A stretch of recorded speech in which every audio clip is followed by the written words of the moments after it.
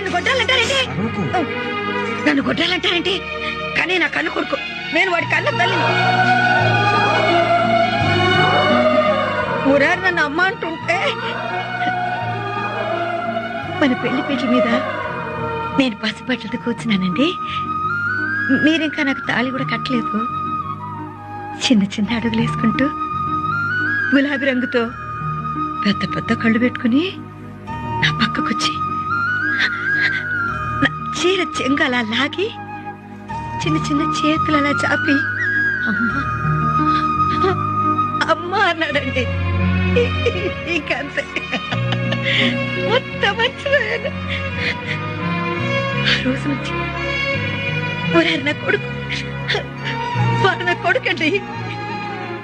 అప్పటి నుంచి వాడెప్పుడు నన్ను అమ్మ అన్నా చాలు, నేనంతా మర్చిపోయాను.